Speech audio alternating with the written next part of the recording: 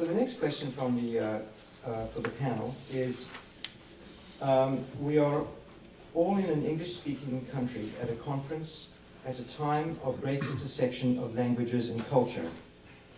Can you say something about the ability of English to expand on the kind of ideas all of you expressed here?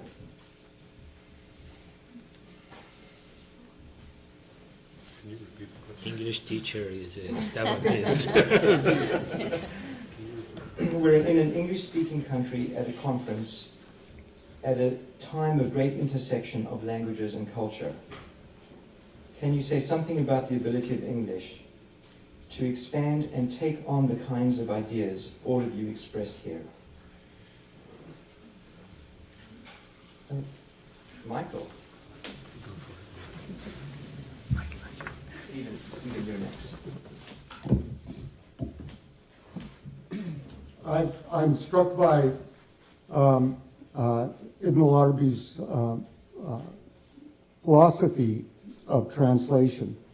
The Tarjuman al-Ashwaq, which means translation of desires or longings, is also reflects the notion that meaning is in the translation, that meaning is not a static in one place. And he talks about how everywhere the beloved sets foot, blossoms up as a garden, and as soon as she leaves, it becomes a desert again. So in terms of meaning, every time the meaning is in constant motion, and one of the motions that we saw, that we've been discussing, is the fact that at this period, as was just mentioned, the meanings, the vernacular languages, non-Arabic languages, were embracing and finding ways, not of simply translating in the sense of taking from one language to another something which is there, but creating that living conversation in which the second language somehow becomes another site for the gardening of where the beloved steps. And Jaroslav Stojkovic, one of the great scholars and translators of Arabic poetry, once said that, and I think this is in the question, which is so thoughtful, that in order to translate, one has to, in some sense, what is translated has to enrich the language into which it's translated. There's no existing English that can receive these meanings, and it's part of that creativity for English to grow and shape as it does. And I think that's one more thing about translation. It shouldn't only be for people that teach foreign languages to care about translation. I often think that translation is something we do all the time. Every time we have a discussion with a friend and we think we're talking the same language, and we say, "Oh, you meant that?" Yeah. And it took hours of conversation to finally figure out what was meant. And sometimes a lot of difficult feelings can get brought up. So life itself, I think, in Ibn al-Arabi's thought, is a constant process of translation and a constant and a joy to be engaged in that.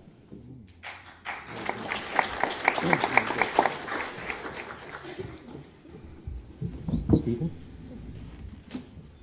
I just want to add a few reflections because unlike all the other panelists here, I've spent rather a long period of time working with foreign students learning English. And I often wondered why I got into it in the first place, because it was, as it were, accidental. When I first started in the 70s, English could not have been described at that point really as a world language. Now, absolutely no doubt, It is a world language and rapidly changing. And I want to add one thing to what Michael said. I mean, it's perfectly obvious to all of us that there have been various forms of English perfectly adequate. The kind of language spoken in America and is already multiple from West Coast to East Coast. It is added another dimension by all the Englishes which exist in Britain. I think we have to be very careful to realize that even on this kind of horizontal level, there are as many languages as there are peoples and individuals. So this is a highly complex process where there is an evolution of expression which is taking place constantly. And the language itself is just a vehicle which is being transformed in the process of expressing meaning. And there is no doubt in my mind, having come into the sort of publishing of Ibn Arabi, that when a book appears in English, which has been locked up, as it were, in the Arabic language, it is an actual event. It's a bit like a bomb going off. If you're near it, you feel it, you hear it. Maybe other people will hear about it. But the event itself is absolutely real and is transformative because there is something about this meaning which is desperately trying to convey itself to all of us. Because it's our very substance, we can't avoid it. I mean, I agree completely that how can we possibly avoid mystical experience? It's the very substance of living as a human being. It's not usually talked about like that because people think of wonderful mystical states and so on and so on. But the reality is that we're constantly being involved in being educated in the reality that we actually are. Every human being is going through this process, knowingly or unknowingly. So to come across these two giants who are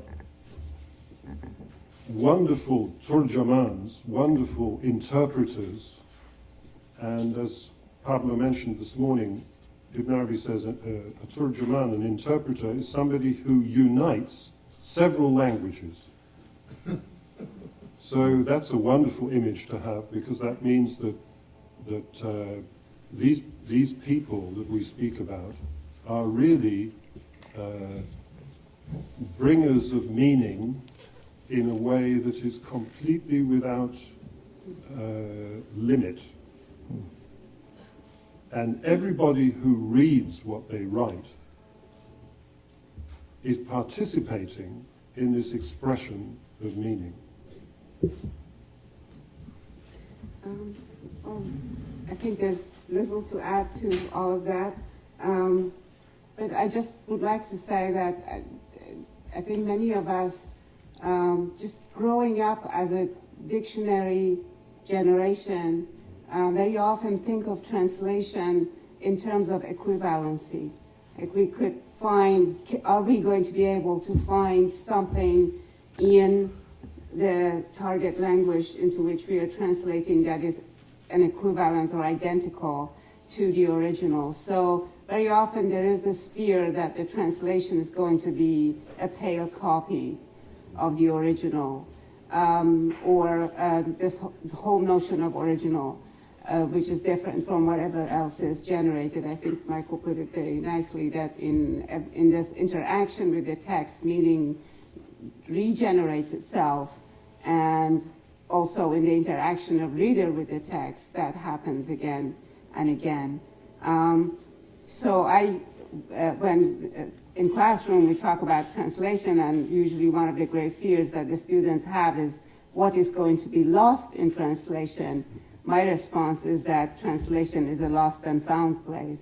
So it's not just losing, you in fact find a lot there as a result of interacting with this text and what you produce as a result of it, which is pure creativity. It's not copying something.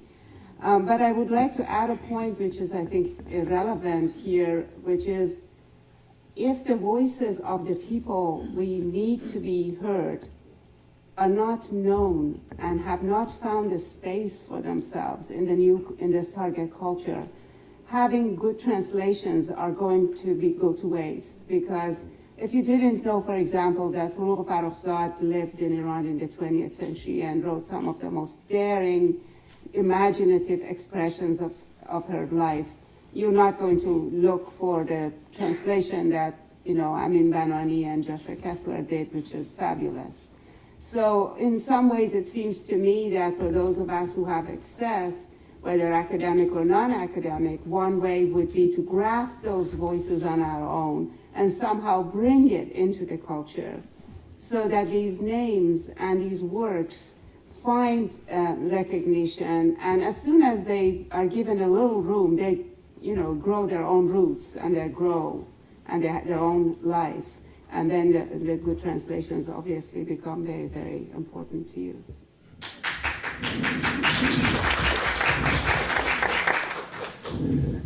I just want to spin off from that a little bit further, again, with the theme of verticality, and note that one of the ways when you read Ibn Arabi Rumi, you actually will know you understand it, is if you can see the haq, the reality that he's talking about, in all the other equivalent forms around you. So I can still remember the point at which, having fallen in love with Rumi, I suddenly realized that Emily Dickinson was writing Rumi's quatrains, and that Walt Whitman was writing his own Masnavi, and that Rilke was writing his own Divan Shams. And so that they ceased to be different languages and began to seem the same, what this wonderful chronic term, mantik, this communication, which is, for Ibn Arabi, each of us is a tarjuman because we're taking the divine signs and we're returning them to their source. We can't help it, that's what we do. So it's very important not to get bogged down to just language of English or French or German or Arabic, but to realize that in our own day, and I can still remember the time when I thought, you never mentioned these things in the old days in academia. I don't think some of you may remember Ro Holbrook, who was at some of our conferences and so forth. And I remember when she came to Paris, and we were having she was living nearby us, we were having a kid at the time, and I'd seen this amazing, it wasn't a good movie, but the theme song of it was really amazing. And I said to her, this is amazing. This song and this silly movie really makes me feel like the same equivalent of reading Rumi. And she said, well, of course, if Rumi were around today, he'd be doing rock music, at the time. And no words, we might call it a different name now. This was 30-odd years ago. But it was the first other academic I'd met who actually admitted such things. And it was a liberating moment for me. And so all artists are the creators. They're creating this connection. Some are more effective at it, some are others. And and this is, people don't realize that it's after this time that people basically created the tariqa system. It's when the customs of ziyarah, the social institutions that we associate with traditional Islam, as Mahmoud keeps reminding us from this time, most of those were created very creatively in this period, this post-Mongol period that they really spread all over the Muslim world. So we're institution creators. We're, if you decide that this particular film will communicate something better to people of other languages, that's what these great people were doing. And it just takes all sorts of forms. If I can be forgiven, just one other thing, because we're going to have dance and music tonight. But I wish you could have been there when Pierre Lorry is another French scholar that a lot of us know and so forth. And I remember about 12 years ago that I was in depressing divorce and everything, and his wife taught dance therapy. And so he and I were shanghaied to go out to this monastery in the country where they had a drummer and all of these very gymnastic, aerobic people who were going to learn the dance therapy and everything. And here are these two super uptight scholars, in the midst of all these, very, we're 10, 15 years older than all of the people in the class. But boy, did I learn something about overcoming the nafs that I'll never forget by having to be there. I mean, not by having to be there, because you can't be depressed when you're dancing to this really good music, you know. And so, I mentioned that just because something like, it wasn't Rumi, you know, it's Sultan Veled and others who created all the instruments of the Mevlavia and their music and their dance and their whirling and so forth.